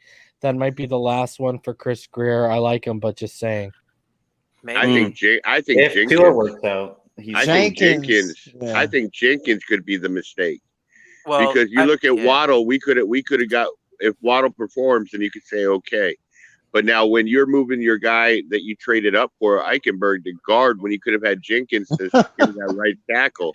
God, That that's right so there sad. shows Yeah, the this is what I mistake. said. That's the This mistake. is what I said. This is what I said So to sad. EM today, because y'all know I love me some Tevin Jenkins. Mm-hmm. It's an absolute disaster if McCourty's starting at safety over Holland and Eichenberg is Oh, I on the didn't even inside think about and that. not at right tackle. That means you didn't utilize that 36th pick properly. And this is coming from the Yeah. guy who had Javon Holland as safety one Yep. all the way back to a long time ago. So like Yeah. this is the issue here. Like that's not, and here's the thing. Tevin Jenkins was unquestionably a first round talent, but if you go back to around draft time, before day 2 started, Tony Pauly went live on Pro Football Network and talked about this. The only reason he fell out of the first round was because in the interviewing process, teams had questions about whether he was confident in himself, not character concerns, but confidence concerns. And now you see him getting moved to left tackle in Chicago, and he's the starting left tackle now. Yeah. And He you would have throw been a in- perfect right tackle for us. I know. Man. The mistake wasn't any of those guys. I think it started with Noah Benogany at 30th. Man, you're supposed to or take. even the 2019 draft. I believe at the 30th overall pick, taking Noah Benogany was like an emergency reach because they weren't too sure about Xavier or what have you. Yeah. I mean, you could even look back to the 2019 draft if you want. I thought true. But I'm just referring to the myriad of picks as far as in 2021, like how we had to reach for a safety and then we have to reach for a tackle. Bro, why do you think I push back on all these people in the comments and everywhere trying to tell me no about to ball out? I'm like, y'all have not watched the tape on this kid. Apparently Like, got yelled at today. bro, Boys if Van Jefferson, I want everyone to go find Florida Gators versus Auburn Tigers and watch Van Jefferson against Noah Benogany. It will open your eyes on how raw this kid is at the position, bro. I know. Like, he gave him the work so bad that he had like 3 holding penalties, bro. Like he destroyed and it's Van Jefferson, bro, not Justin Jefferson, Van Jefferson, bro. Okay, I know. And I'm a Gators fan, so trust me, Noah was supposed to be a 3rd round pick. We just like they said, yeah, Chris bro, Greer just reached for him. They reached for him. Go back to the draft day recap, and I said the guy's athleticism is clearly there. I understand the athleticism, but he's a project. You do not take projects like that in the first round, bro. Right. Yeah, absolutely. Right. Absolutely. And I stick with what I said. They drafted the kid 2 years too early. Yeah. Right. And honestly, to answer your that question kind of in 2 parts. One, if you're talking about the offensive line, and the Sewell thing, I mean, they had a bunch of chances to do, not just Sewell, but Jenkins, the centers, right? But then it's also, going back to the maximizing resources question altogether, and how they prioritize throughout their whole process the past few years in the draft. I mean, there's we're talking about several examples. I mean, even Christian Wilkins, by the Dolphins' own statements, say he needs to do more. AVG's been progressing each and every year, but he's had a few injuries, so he's got to stay healthy. So and same thing with Myles Gaskin, right? Like, so yeah, I mean, but Dylan, they actually found out that Zach Seiler is the better player out of the two. Yeah. Between him and Christian Wilkins. It's Well, like, when wait a was minute. Seiler, when was Seiler drafted by the Ravens in like the seventh round or something like that? Round, yes. Well, Yeah. Seventh round. That doesn't say good for their ability. You want me to to put it out there right now? Especially to this point, until they show me different, we cannot evaluate the offensive line with a good goddamn either. Absolutely not. Dude, bro, I'm a guy on YouTube, and I knew what the play was with Robert Hunt, bro. And they're like, no, let's put him out at right tackle. All right? Like I knew what the play was. I had Austin Jackson as my number 10 tackle, and I was like, yo, man, this guy can't handle guys coming across his face. He got real serious issues before the bone marrow. Reach. And fucking boom. What happens? This guy falls like the last half of that season was an absolute disaster for him, bro. Yeah, there's a lot of questionable high draft picks from Greer. Like you got Wilkins, who's like he's on the second team right now. Zach Seiler's better. Like he does pretty well, I would say, on like the late rounds getting value. Maybe finding those hidden gems in the undrafted free agency, but he's still got to prove his draft worth when it comes to like the higher picks. And if Tua wins, he's going to get a pass. I think he'll get Tua right. I think he'll get Tua right. I think he'll get Waddle right, and I think he'll get Jalen Phillips right. The problem with Waddle is he's always going to be compared to Penei Sewell. True. And it's going to be even more, and even will Liam Eichenberg to an extent too, because we passed on Penei Sewell to trade up for Liam Eichenberg. And what I've been saying for the past couple months, I've literally been saying, if this guy ends up becoming a fucking guard, people got to answer for this, bro. I've literally been saying this, bro. There it is. It happened. Lord have mercy, man. Fucking guard. But hey, reason. You mean if Penei becomes a guard or Eichenberg becomes a guard? Eichenberg's already a guard. Yeah, Penei ain't a guard. Hey, reason. Penei's balling out in Detroit right now. Yeah. Do you think he might become a guard in Detroit? No. He's right tackle. He's saying Eichenberg became a guard. Eichenberg is our guard right now. Reason is saying if Eichenberg winds up becoming a guard when we clearly needed a tackle, and you drafted him as a tackle, and you traded so much value to go after him, we're gonna be extremely irate because you had two clear opportunities to get one of the premier blocking offensive tackles, right tackle preferably, for your franchise quarterback's blind side. If you miss on that, it's like, yo, what are you doing? You know what I mean? So.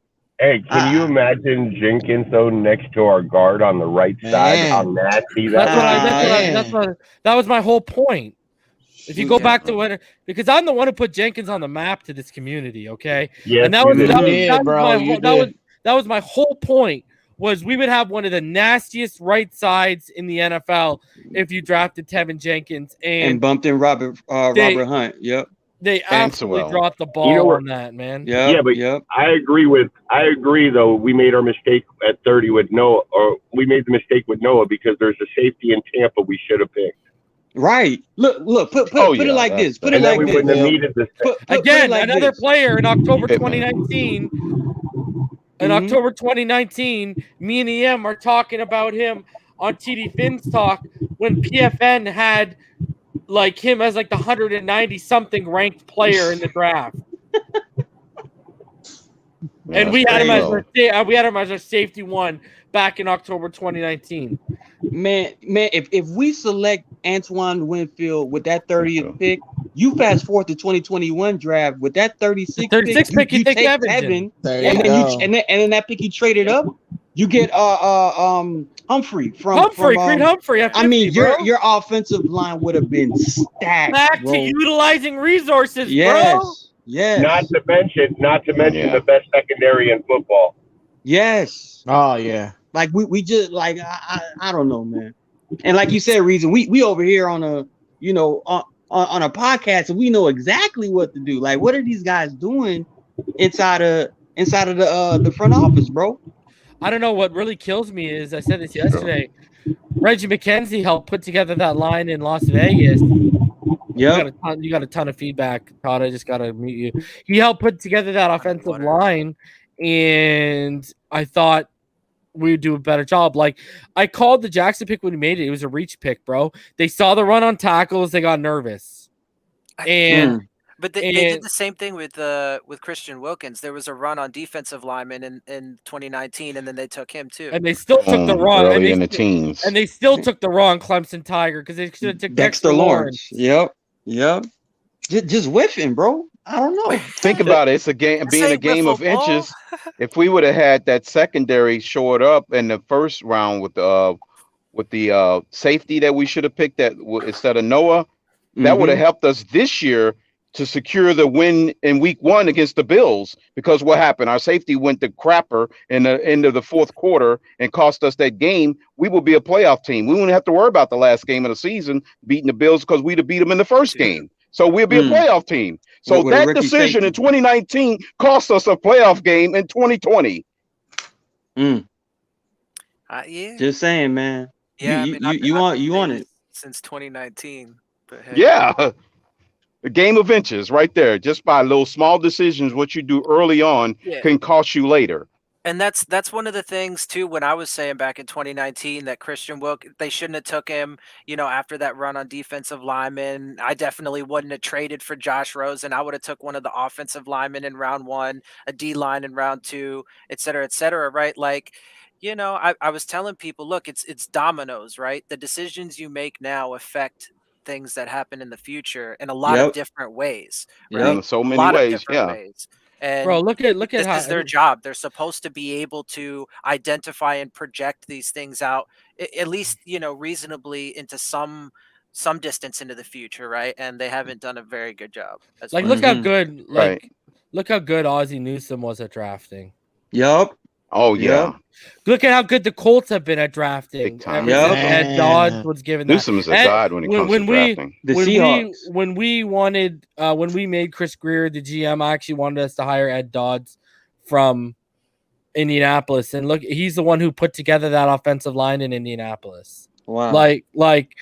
It's just, what I mean? Like you either got it or you don't, man. True.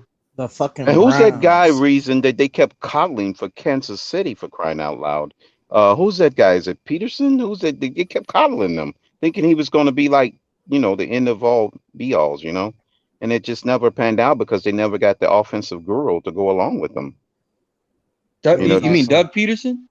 Yeah, they just kept, relying on him. Okay, well, yeah, one of those guys, they was like, we got to get him, and it just never panned out, what's funny is it's like everyone in the comments, oh, y'all reach in with these what ifs, 50-50, blah, blah, blah, blah, blah. Bro, I'm out here. Right. Bro, I told y'all Jonathan Taylor was running back 1. What happened? I told all y'all Tristan Wirfs was OT tackle 1 when everyone was talking about Andrew Thomas or whoever back in October 2019 when no one was talking about Tristan Wirfs. What happened? Okay? I was talking about Penei Sewell after his freshman year on TD Fins Talk. What happened? Like, you know what I mean? Like, I hate to be the one to pat myself on the back here, but like, this isn't fucking rocket science, man. Right. If you have the eyes, eyes, you can evaluate the tape. Yeah. You can evaluate the talent, man. Precisely. If you're right, you shouldn't have to apologize for that. It's just, and it's not like being you're not going on an ego trip just because you're acknowledging that you were right about something, right? Like it's just the reality. People just can't handle that. A lot of people can't handle that, right? Especially when they be coming at you all aggressive, with the opposite. And now that they were proved wrong, they get all up in their feelings. Like, screw all that, man. If you're right, you're right, Like, but the opposite side to that, though, is if you're wrong, own that too, right? And that's what I try and do. And as long as you do those things, you're good, man. Bro, and what's crazy is if you listen to my recaps, before we even played a snap, I told everyone who Austin Jackson was going to be. I told everyone who Noah Benogany was going to be. Mm-hmm. Like, I got Raekwon Davis 110% right. I had him as my DT3 only behind Javon Kinlaw and Derek Brown. And I got that 110% right. Like in terms of I comped him to Chris Jones. You know what I mean? And you see what the year he put up last year. Like, this is not fucking rocket science. If you know what you're looking at, if you have the eyes and you know how to watch tape, it's not overly complicated, man. Right. And what I don't get here is they're reaching on certain picks. Like, anyone in their right mind, if you needed offensive line help where we were last year with Ted Karras, you would have taken Cesar Ruiz over Austin Jackson. And Cesar Ruiz goes out there, only allows 21 pressures as a rookie, zero sacks. Austin Jackson out here, I'm breaking down film with ball game, and this guy's giving up on plays and watching guys go behind. Well, it's a fucking picnic, bro. Man, that's not a good look. It's just don't on understand. that side of the ball. On that Can we hire you as our O-line scout, man? Like I said, bro, I don't get my emotions involved until the start of the season. But at the same time, like when you see these things coming, you see these things coming, right? Like, No, you know what's funny? All the people that push back, if these O-line picks don't work out, they're gonna be the first ones in line calling for fucking heads, bro. Yeah. That's what the crazy thing is, right? They'll be the first one to blame Tua. Blaming Tua when it's really the offensive line. Like, they'll be the first ones. Like, that's what's hilarious about all of it, bro. But they didn't want to hear it at the beginning, so it's like, okay, you know what I mean? Like, it's unbelievable. And all I gotta say is you deserve what you get. Yeah, absolutely. But all that being said, I still feel Tua's gonna do something this year, man. I still got that feeling, man. Yeah, I ain't got no word. Go ahead. Philip donated $5. Said if Reason and Company, which I guess you mean EM, executed the Finns draft, they will be in a much better place than being led by those executives. Politics and our scouting department would be in a far better place, especially with the offensive line. Let's call it that. Yeah, but trust me, man. Like EM always says too, the only one that can completely eviscerate this narrative is Tua. And I hate that. Yeah, but he can only do so much. He can't so much, yeah. But the offensive line can help him with that. It's the worst way to look at it because you're setting yourself up for failure, even if the kid does well, right? Like, because then you're just sorry to cut you off, Martin, but like because even if he does well, then you just set yourself up for, well, look, they lost, and that's all that matters. So he must suck. Like, what are you talking about? Even if he has a statistically good season and doesn't turn the ball over and evades pressure at a high rate, and it's obnoxious, and I can't stand it. Yeah, God forbid if he helped us score 35 points a game and the defense gives up 37 a game.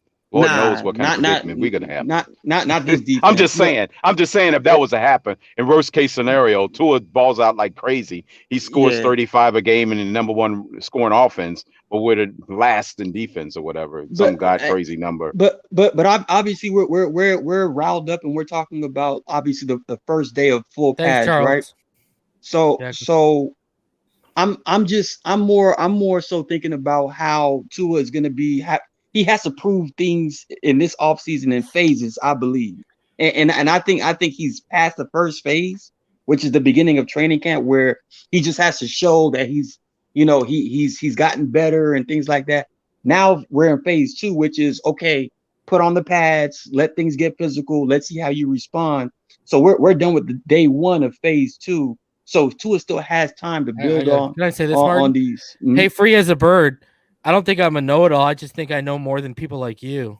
How does that one sound? Yeah. See, that's and just real quick to buttress, man. That's why I said, like, you admit when you're wrong. That's the important part there, right? Like, it's just not very often free as a bird that I am wrong. Yeah, hey, you can't help that, right? You just brush the shoulder off. But like I'm saying, right? Like as long as you're a big enough man to admit when you're wrong, own the shit out of when you're right, and screw everybody else. I mean, the man watches enough damn film, he's gonna know what the hell he's talking about. Yeah, fucking you can see it. Film guru, let me see. Free as a bird, write a scouting report. I need something to laugh at. So why don't you go write one and send it my way, hold your bro. breath on that one. Yeah, you know to your what I points mean? on like Tua, I actually come out here and write scouting reports and player prospect write-ups for you guys. Like Sorry, bro. I know what feature. I'm doing. You don't. I don't know what to tell you. And aren't you I coming just out don't think some people realize how much work you got to put in to do the shit you do. Reason. 4P equals playoffs. I actually publicly said I should eat crow, Frost and Jackson, because of the first 7 games.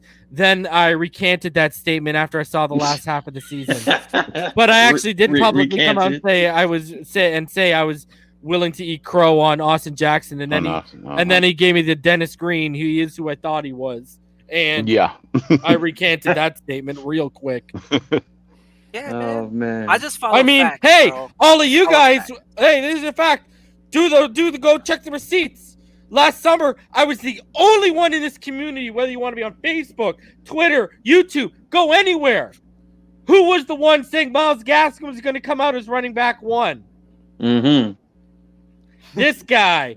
Very true. Even He EM found gives out. me shit to this day. He's like, I don't understand why you want us to upgrade at running back when you were the one that led the charge that Myles Gaskin was be running back 1.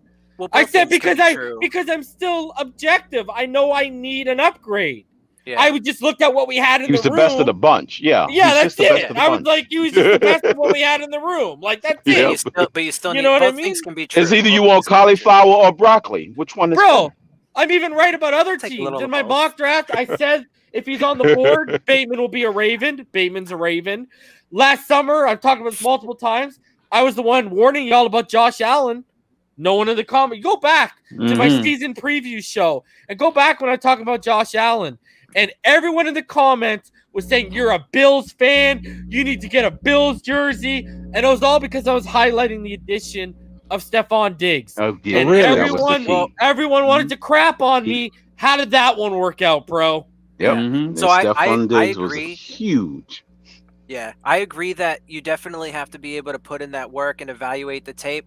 But I want to add, though, it also takes a certain mental approach, right? And you were just talking about that unbiased approach, that, logic, fact-driven kind of approach, right? Because if you're just a homer, you can evaluate tape all you want, and you can watch tape, but you're gonna see it through those special colored glasses, and so you're gonna pick out all of the good things. If you're a hater, well, then you're gonna do the opposite, right? Well, look at this guy, free as a bird. You aren't a coach or a scout if you were that good, buddy. I could go coach fucking my old high school if I right now if I wanted to. Yeah, but It's a stupid thing. yeah. But Free, why free, do I want to fucking go do that, bro? When I can actually sit here and make money off of YouTube by writing scouting reports and giving scouting reports. Yeah, free as a bird. You have Much to more realize that stress-free. most of these guys in college and in the NFL are handpicked by people in high places. There's Yo, a lot Martin, of about people- what you know, who you Martin, know. Hold Yeah. on, Martin. I played high school quarterback and I was a backup quarterback in college. You were the starter at Florida A&M, but because you're not a coach or a scout right now, you don't know what you're talking about when it comes to football, right? That's the logic we're going with right now, bro. The whole reason I'm able to evaluate tape is because I fucking played the game, bro. Also, Right, let's Like, what a dumb acknowledge- take, dude. Yeah, Like, and let's acknowledge a lot of these executives and coaches fail at their job. That's why they get Right. fired, You know what I right? mean? Like, Right. So, and they're Because- supposed because to be they're the ones with the handpicked. pedigree, right? So, Yeah. like, you know what I mean? it cuts both ways, right? Like, come on. Tell you right Yeah. now, I could have done a better damn job than Adam Gase. Right. I mean, Like, anybody real really for the talk. past decade, really. Well, I think you could have done a better job than Adam Gase. Nah, but the, All the, you would have had to do was keep the coke out of the coaching staff room, and you'd be okay. Bro. but I think we're still, kind of we kind of have to acknowledge, man, the defense is here, bro. Like for them to dominate like this today, bro, that was unexpected. Yeah. That was unexpected it's because set so up many to people win. are missing. It's So many day one of players are pads. missing. Yeah, I mean, it's day one of pads. They knew it was going to be runs. Yeah, I mean, we'll see how it plays out. Look, this is why I say I don't get emotional until the season starts, because, like, I don't want to let myself go down a rabbit hole of because then if I let myself do that, then I'll get myself off track with, the facts and the logic and the reason, no pun intended, right? Like, because you got to stay even keeled, and that's why for me, I don't get my emotions involved until it starts counting. I actually That's agree not with. reason. I actually mean, we agree with go. with 4Ps right here. I do feel like I would make a better scout than coach because I'd be flipping out on players when you know, like I'd be losing my shit, You'll be bro. snatching off your headphone, yelling at guy. Bro, I'll never forget it, bro. I was in practice. I'll never forget it. I forget what I did wrong, but like I forget what the hell I did wrong. But one of my coaches, the offensive coordinator, came up and he took a football and he like bounced it off my face mask. Wow. And like he said, get your head in the fucking game, and I just remember like wanting to deck him, bro. Like, you know what I mean? Yeah. And that feeling, I'm like, man, like now that I'm older, I'm like, man, I did the same exact thing, bro. No reason. Yo, Logan, you got a ton of feedback, bro. Oh, do I? Is it still there? Yeah, that's why I muted you, bro. Get your headphones on, Logan. Yeah. Yeah, like I would have been able to be a coach in like the 80s and 90s. I don't think I could be a coach in 2021. Man. Yeah. Because I'd be reaming out your wife, your family. I'd be just going in on you, bro. It'd be like Bobby Knight of football. Yeah, bro, it'd be bad throwing chairs onto the field and stuff. Right. Better for everybody that you just stay in scouting. Yeah, bro. Fucking jabroni. You know what I mean? Yeah, Because at least there you can rip into prospects and it's just a write up. It's not like you're smacking them over the head with a chair. Smoking cigarettes on the sideline. Yeah, here you That feedback on? Was it Madden? Who was that doing? Yeah, Madden used to smoke on the sideline. Yeah, I heard Lim Dawson used to smoke it during halftime, bro. Like the quarterback for the Kansas City Chiefs back in the early 70s. Yeah, Lim That dude Dawson. used to- Yeah, I gotta say this. Like a smoke By the pot. way, like, this guy, he tries to say you're 300 pounds, bro. I'm not even close to 300 pounds. In fact, I just showed him. I showed a picture yesterday where I was like 207, bro. Okay, I'm also 36. I was playing quarterback in my early 20s. All right, so I mean, do the math there, and also for 15 years removed. for trying to get personal there with the weight and stuff. Yeah, Kiss my ass, enjoy the block, and go fuck yourself. And your mother should have worn a condom the night they conceived you. Savage. I mean, when people start going after like appearance and that personal shit, it's because they already lost. Bro, wow, what did that come from? That came out of nowhere with the weight thing. Bro, because I owned him, bro. showed Because it, I bro. owned him, bro. Because I absolutely destroyed the guy, bro. These guys are acting like I was playing fucking quarterback yesterday, bro. What the hell are these guys on, bro? Yeah, that's like Dude, I'm like 15 years removed. Dude, I'm like 13, 14 years removed from this shit, bro. Come on, bro. Sad. God damn. Yeah. So I bet whatever. you and Brett Favre would be probably the same weight now. I guess Brett Favre probably put on a few. You know, he was like half the size when he was playing. You know. Yeah. What's his face? What the hell was this? He played quarterback for the Giants. Martin, remember him? Lorenzen. Oh, he was huge. Remember who I'm talking Yeah, about? the hefty lefty. I think the hefty lefty. Remember him, bro? Jared Lorenza? Yeah, Lorenzen. He played for Kentucky. He played for Kentucky. Yeah. I just thought about it. What about bro? DeMarcus Russell? He's like 800 pounds now. Yeah, DeMarcus bro. Russell. Dude, my playing weight, like in high school, I was in the 170s, and in college, I was in the low 190s. Mm-hmm. That guy was Sorry. 315 pounds before he passed away. Yeah. It's like, Who was? Jared Lorenzen. He was 315 Man, pounds. that's a stroll down memory lane, bro. Bro, man. It is. I think that's probably why Russell pulled back. You know, The what hefty I mean? lefty. Yeah, Russell was a big boy. Remember when he showed up to Raiders camp out of weight At and stuff 300 like Yeah, pounds. he was he looked like a lineman. I thought he was a lineman. Yeah. Dude, he played quarterback, at 285 pounds. That's crazy. He was depressed. He would played look. close to 300. And that guy had a rocket too, Yes. Jamarcus. Yeah, he bro. probably the strongest people arm don't in the talk league, man. People don't talk about Jamarcus Russell's struggle enough, bro. He was like legitimate depressed, bro. They need a 30 Yeah, for he 30. I think so. Yeah. Like after his uncle passed away, like I don't know if that was like his father figure or something, but he completely Like fell off the rails as far as you might remember motivation. who this was too, Martin. Mhm. That they did a 30 for 30 on him. That Mhm. that lefty, yeah, he was the son of a former. The Marjanovic project or something like that. Bro, that was a fantastic. His father was like the first ever like trainer.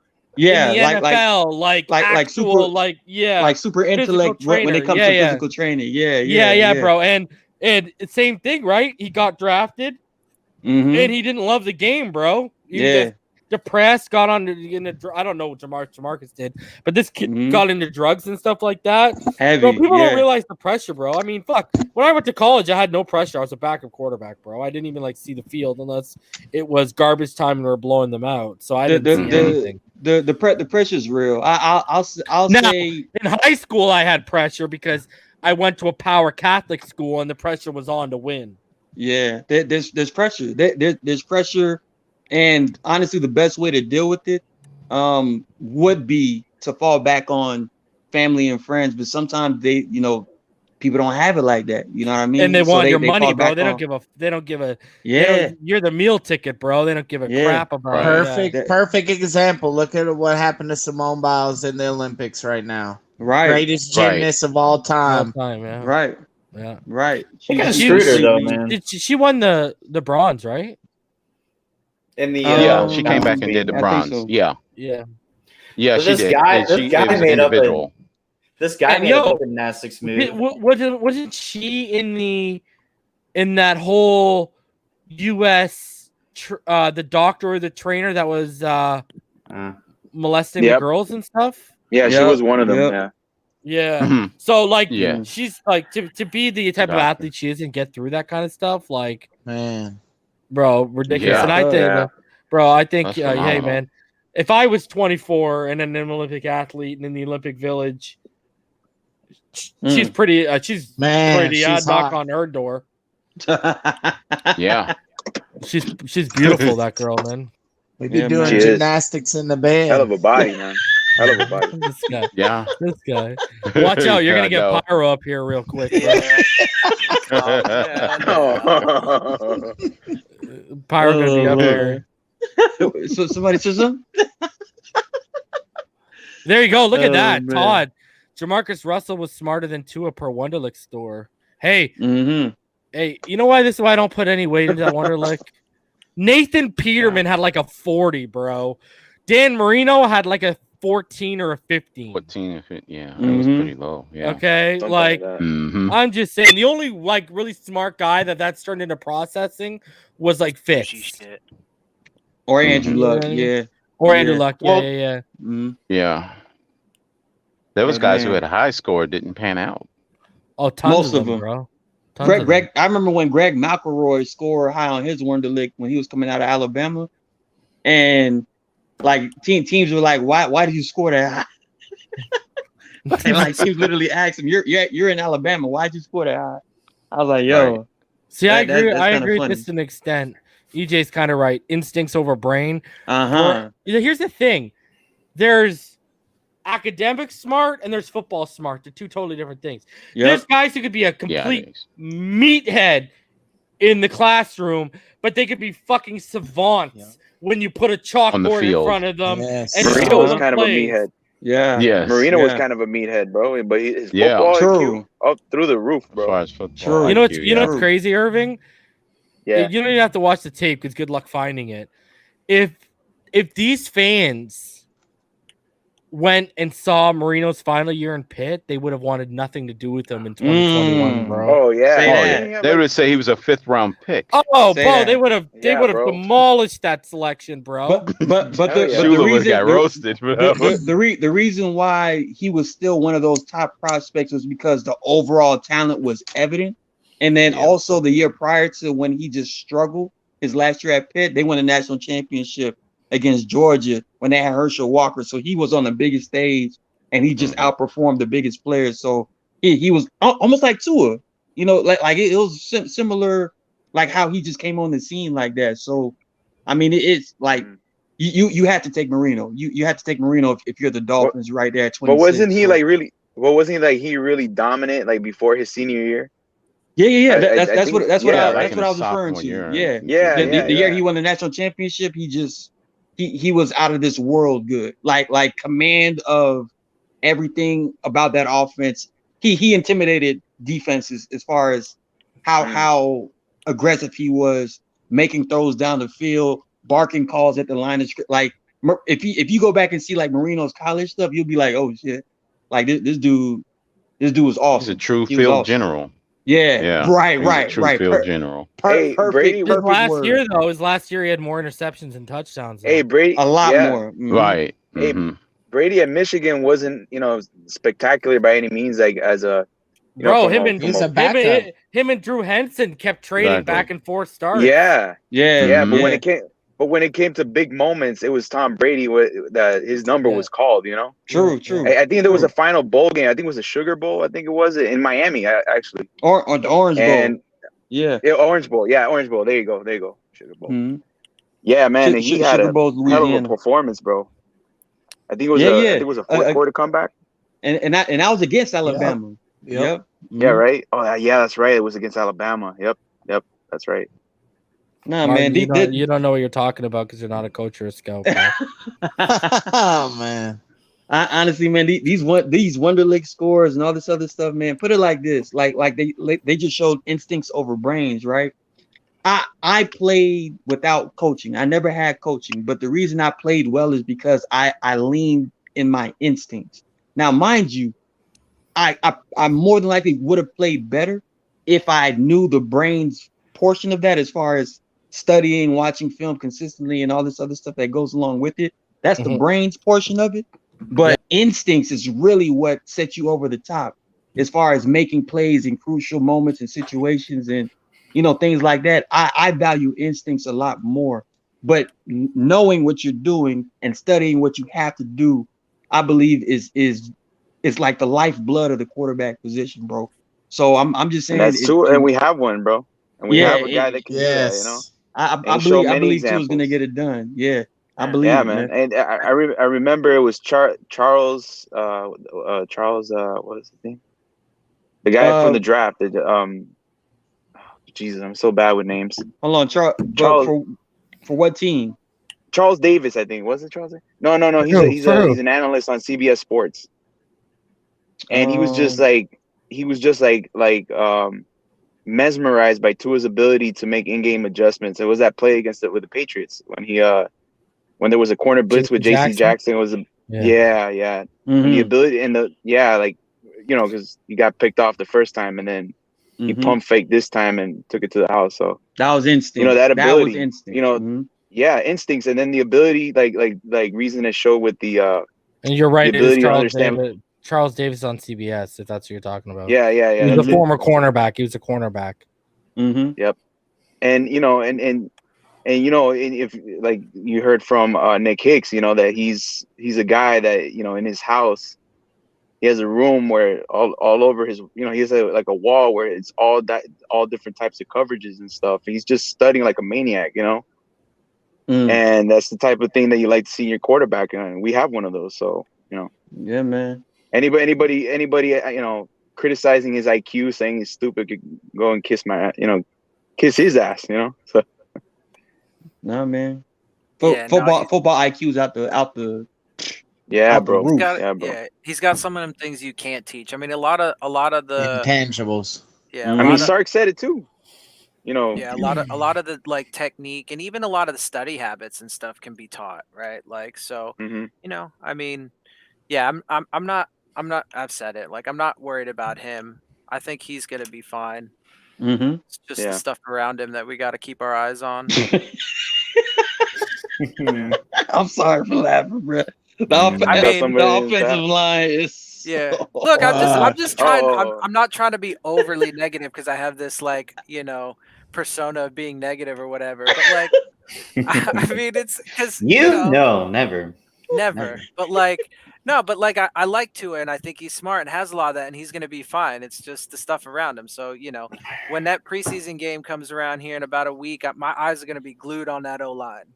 Most of it. And I hope they just continue to maintain context, even though they haven't throughout the entire offseason.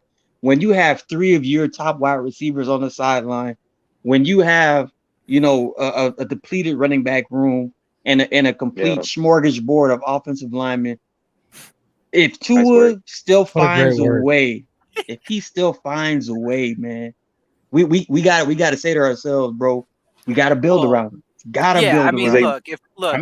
if the offensive line crumbles and he doesn't have a run game, but he still balls out and they still win, well, I mean, come on. You know what the problem is, though? Someone's going to have to pay for the offensive line's woes because you've gone through offensive line coaches like Woe, okay, and now you're giving it to a first year offensive line coach right now. He's only ever been an assistant before this, and all the resources they've invested in that offensive line.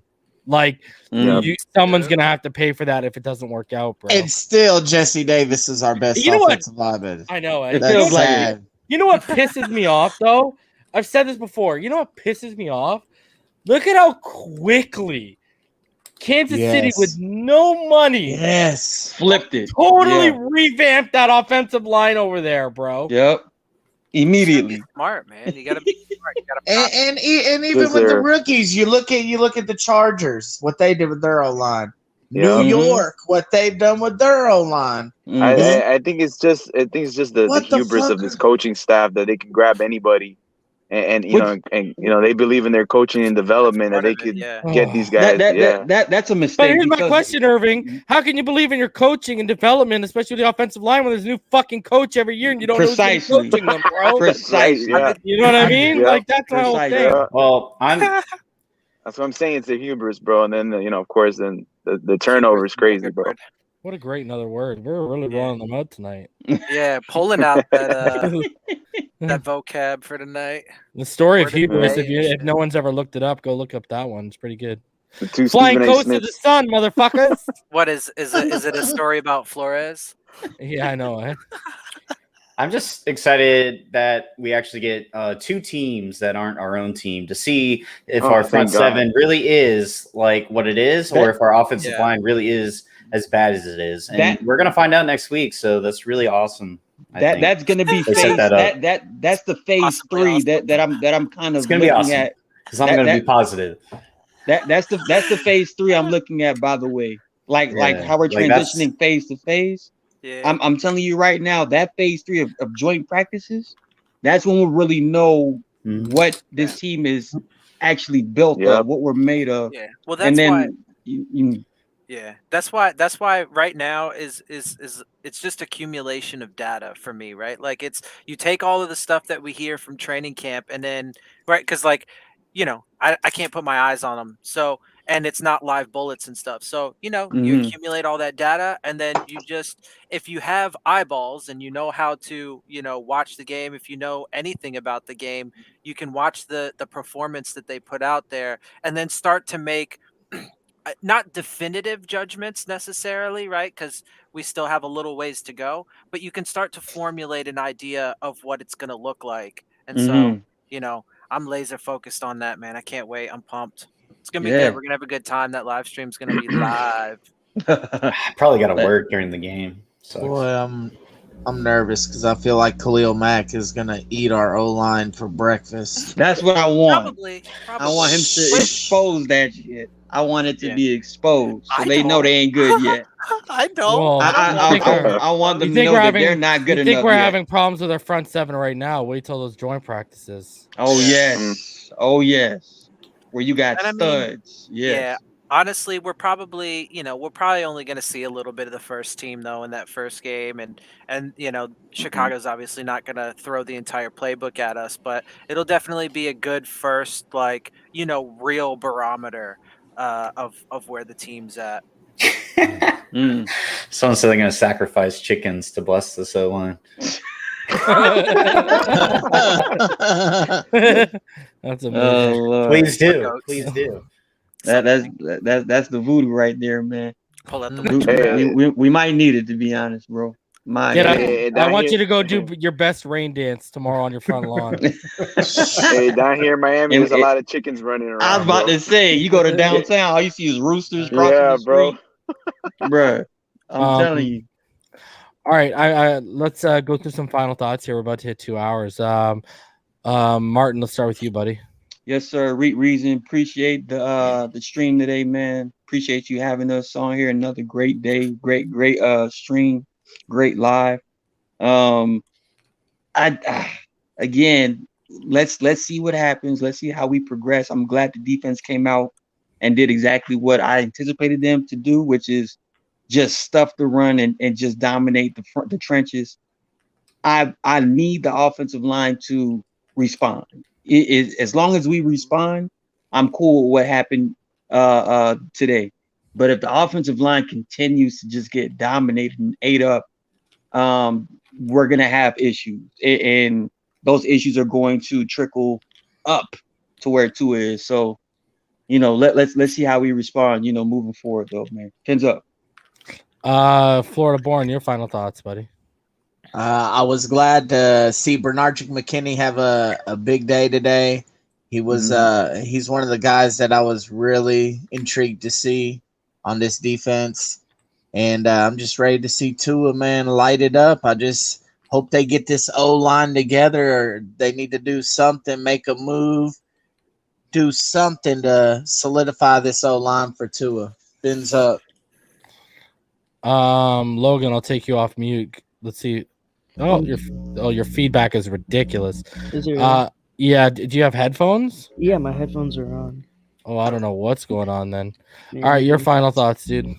Well, anyway, it was very dominant defense day in camp, and it's just the O-line. I'm worried about it, especially with Eichenberg at guard, and very dominant day from the secondary and this whole front seven. And yeah, I'm excited to see preseason's coming up real soon. And yeah, fins up.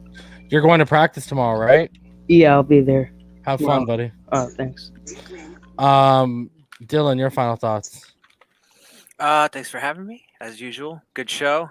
Good talking with everybody. Yeah, man. Just I guess a PSA, man. Just keep yourself even keeled, people. Don't go too high, don't go too low. Just ride the wave, and we'll see how things go in the next few weeks. That's it. Fins up. Shout out to Omar Kelly for being honest. He's tweeting out that he's not the follow for Alabama fans. Like he's telling them basically he's like I'm not bringing the pom poms out for guys like Tua and Waddle. I'm just telling you what I see. Right. Yeah, he was a bit of a critic today, and somebody called him out for praising him yesterday and then being a critic today. Okay. Oh, really? Yeah. Logan, your final thoughts, buddy. Yeah, I can't wait till like next week with the Bears. I want to see if Dieter is the real deal. I want to see how Austin Jackson does against Khalil Mack and all that stuff. Let's see what they do against the Bears. And hopefully they have a bounce back day tomorrow. They always say the defense is ahead, so maybe they can get more physical. It is a little disappointing that Eichenberg is at guard. They're really good at drafting guards, I guess. Not really. Yeah. Well, But yeah, man, I got some optimism. I'm super excited about the season. I've never been so excited about a season, and yeah, I can't wait for it. So, fins up, guys. Irving, your final thoughts, buddy. Yeah, man. The defense was really dominant today. My biggest, the biggest surprise, not really the biggest surprise, but my biggest, basically the number one performer today was Bernard McKinney. He was as advertised. You saw, all the fans in the practice facility got to see his, his great read recognition skills, his ability to diagnose plays and identify them and then attack, shoot gaps quickly, and really, be active in the backfield. Hopefully they could use him more in passing situations as a rusher and stuff. So I'll be looking forward to that. Man, the tremendous surprise at camp has been Jamal Perry, man. He's been playing very, very well, especially against Tua and all the quarterbacks, really. He did drop those 2 interceptions. Can't do that, man. Those are very, very, very, very important, important plays that you have to make, because those can change the trajectory of the game. So, and you don't get too many of those opportunities. Otherwise, the offensive line, they're just getting they're having some trouble, but they're just getting used to, they're having time to gel right now. The best time to do that is in training camp. So right now, Dolphin fans, don't overreact. It's just practice, baby. It's just practice. Talk Fins up. about practice. I'm about to say we talk about practice. We're talking about practice. I'm about to say we definitely overreacted, saying we need a whole redraft right now, man. My goodness.